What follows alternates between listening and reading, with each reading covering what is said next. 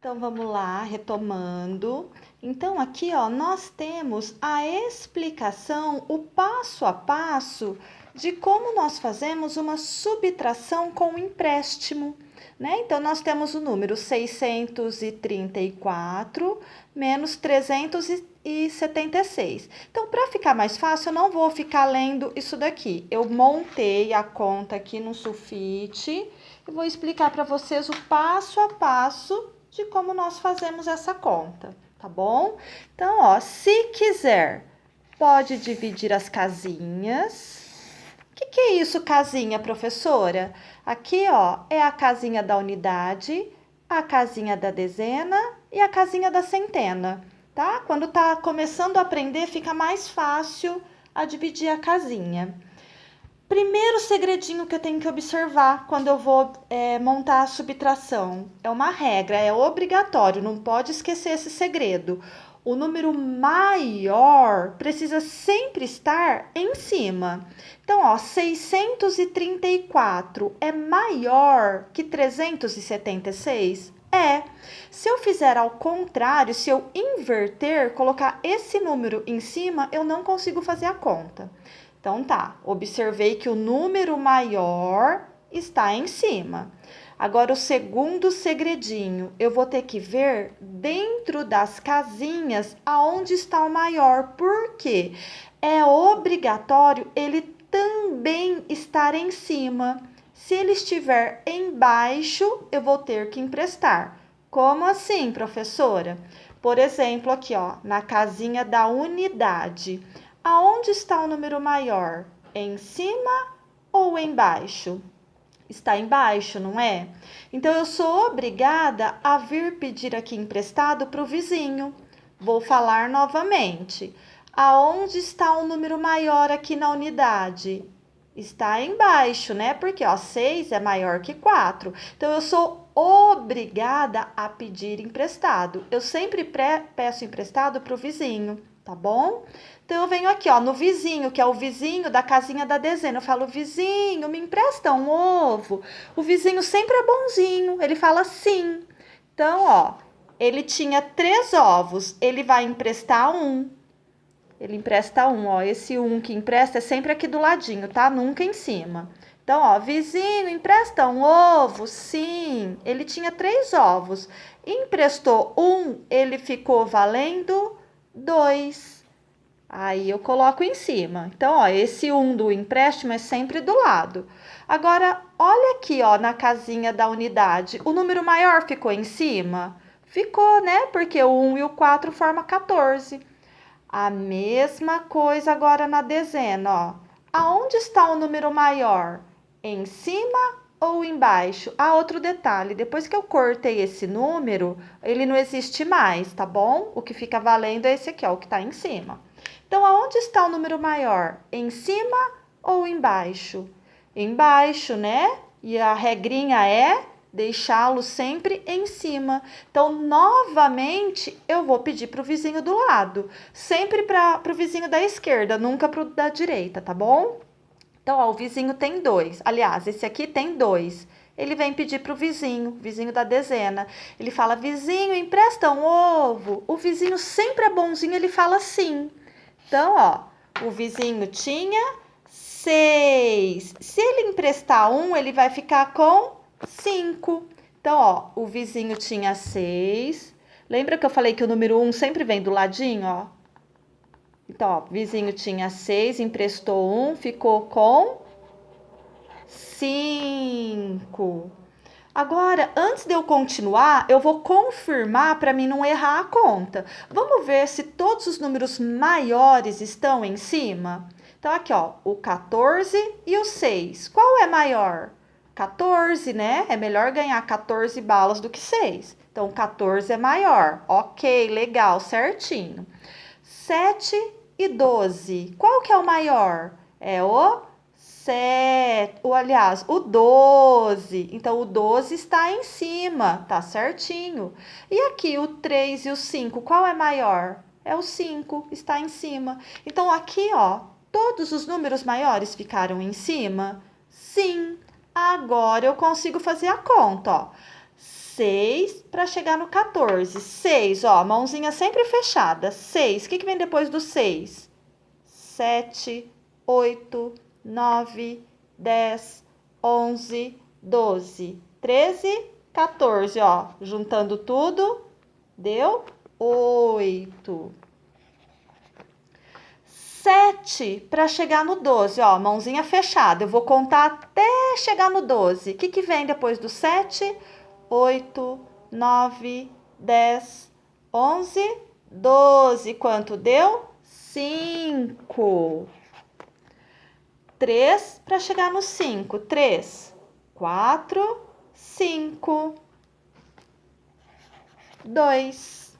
Então, 634 menos 376 é igual a 258.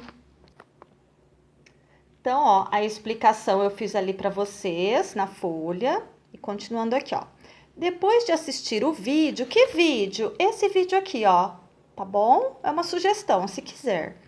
Depois de assistir o vídeo e ver a explicação, resolva as operações abaixo. Então, essa primeira continha aqui, ó, eu vou fazer ela na folha também, porque é uma adição, uma continha de mais. Ó, então, vamos lá. Sempre prestar atenção no sinalzinho, tá? Se tivesse um menos aqui, mudaria totalmente a situação. Seria uma subtração, mas como tem o mais, é uma adição. Então, ó, 9 mais 5. Para ficar mais fácil, eu sempre guardo o número maior na cabeça. Mas se eu quiser fazer o contrário, na adição eu posso, ó. 9 mais 5. Então, ó, o 9 ficou na cabeça, mais 5, 9. 10, 11, 12, 13, 14. Eu posso colocar o 14 aqui? Ficou legal? Tá esquisito, né? Não posso. Por isso que é interessante separar as casinhas, ó. Vamos separar aqui, ó. 14. Então, em cada casinha só cabe um número, ó. O 4 vem aqui e o 1 vem na próxima casinha. 7 mais 1, o que vem depois do 7? 8. 8 mais 1, 9. 8 mais 3, vou guardar o 8 na cabeça e colocar 3 dedos, ó. 8 mais 3, 8, 9, 10, 11. Como terminou a conta, eu posso colocar 2 números aqui. Conto 3 casinhas ao contrário, pontinho. Que número formou? 1194. 5. Você já deve ter visto estas unidades de medida. Unidades de medida é tudo que a gente usa para medir o peso, o quilo. Quando a gente sobe numa balança, nós estamos medindo o peso do nosso corpo. Então, isso é unidade de medida. O miligrama, que tem o símbolo mg, o grama, onde o símbolo é o G, e o quilograma é o kg, e a tonelada, o T, são unidades de medida usadas para saber qual é o peso de pessoas, animais, objetos, etc. São unidades de medida de massa, tá? Então, a gente fala que unidade de medida de massa é tudo aquilo que a gente consegue medir na balança, tudo bem? Veja os exemplos. O peso de uma formiga é dado em miligramas, porque a formiga é muito levinha. O peso de uma maçã é dado em gramas. Se eu pegar a maçã na mão, eu sinto que ela é pesadinha, mas mesmo assim ainda é leve, né? Então, a maçã, ó, gramas. Um pacote de farinha tem o peso dado em quilogramas. Já é mais pesado que uma maçã. O peso de um rinoceronte é dado em toneladas, porque ele é muito pesado. Eu consigo pegar um rinoceronte no colo? Não. Para dar um exemplo melhor para vocês, eu tenho aqui na minha mão uma casquinha de lápis e uma bolinha, ó, uma pedrinha que caiu do meu anel. Eu nem consigo sentir na minha mão, de tão leve que é. Então, ó, qual é o peso disso daqui? Né? Eu não consigo medir. Mas provavelmente, ó, é miligramas de tão levinho que é. Por exemplo, ó, Aqui tem a maçã, eu tenho a pera na minha mão. Eu consigo sentir o peso dessa pera? Sim, consigo sentir. Então, essa pera, a gente classifica ela, a gente pesa ela em gramas. Aqui, ó, um pacote de feijão. Já vem escrito na embalagem, ó, 1 quilo. O pacote de sal, ó, novamente, 1 quilo. Então, ó, já é mais pesadinho, né? Mais pesado que a pera. Aí, com tonelada, eu não tenho como mostrar nada para vocês, mas, por exemplo, um carro, um caminhão, um avião, eu consigo pegar? Não, né? Então, o peso é dado em toneladas. O instrumento de medida de massa é a balança. Então, o que eu uso para medir? A balança. Existem vários tipos de balança. Balança de pratos, essa balança aqui é bem antiga. Balança de ponteiros, a hora que eu coloco o peso aqui para medir, o ponteirinho marca, né, a quantidade. E a mais conhecida hoje que é a balança digital. Aqui tem os números. A gente coloca aqui em cima o que a gente quer medir, uma carne, fruta, e ela mede para nós. Encontre na sua casa e registre na tabela abaixo o peso de 5 produtos indicados na embalagem com as diferentes unidades de medida: quilo, grama e miligrama. Então, aqui, ó, o produto e o peso indicado na embalagem. Então, aqui, ó, eu tenho um leite. Eu vou lá escrever leite, ó, quanto que ele pesa? 400 gramas. Então, eu escrevo aqui, ó, leite, 400 gramas. 6. Assinale o quadrinho, é para fazer um X, na medida de massa mais adequada de cada item. A Joaninha, será que ela pesa 30 miligramas, 30 gramas ou 30 quilos? Vai lá e marca um X na correta. Provavelmente é 30 o quê? Miligramas, porque se eu tiver com ela na mão, nem consigo sentir. Agora, a aulinha de artes. Romero Brito é um artista plástico brasileiro de grande renome internacional. Radicado nos Estados Unidos, lá desenvolve trabalhos nas áreas de pintura e escultura. Romero Brito nasceu em uma família simples em Recife, Pernambuco, no dia 6 de outubro de 1963. Desde a infância, manifestou tendências artísticas e muita criatividade. Começou a fazer direito na Universidade Católica de Pernambuco, mas abandonou o curso e foi para os Estados Unidos, país em que se radicou. Ele mora lá agora, tá bom? E onde desenvolveu uma carreira artística sólida. Ali se casaria com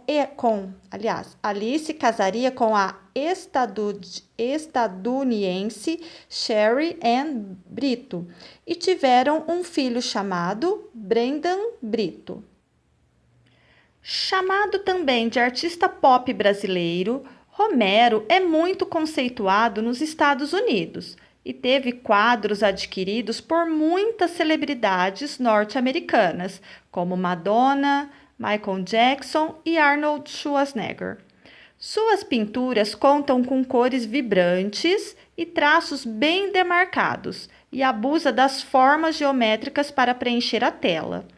Outra característica importante é que seus personagens, mesmo os animais, estão sempre sorrindo. O próprio artista justifica esta escolha afirmando que deseja transmitir alegria por meio de seus trabalhos. Atividade. Seguindo o estilo utilizado por Romero Brito, pinte com cores fortes e vibrantes o desenho abaixo. Então, ó, toda essa explicação que está aqui, ó, nós podemos ver um cachorro. Ele não tem boquinha sorrindo, mas só de olhar para ele a gente vê que é uma imagem feliz. Formas geométricas.